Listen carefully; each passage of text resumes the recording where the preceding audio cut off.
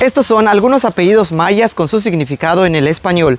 En el video anterior me dejaron en los comentarios sus apellidos para que yo les comente su significado. Vamos a iniciar con el apellido Tzip, que proviene de Ahtzip, escritor.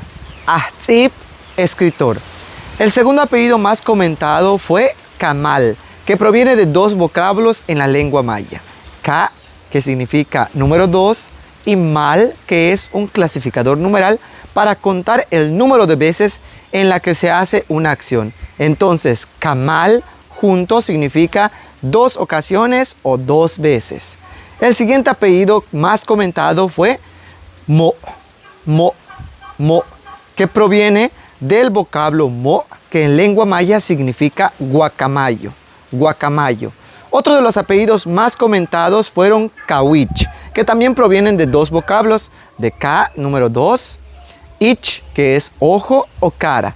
Y su significado en total, Kawich, significa 2 caras o 2 ojos.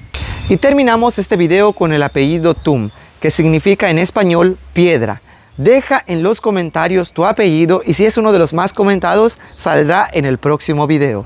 Malo, Kananta, bueno, cuídate.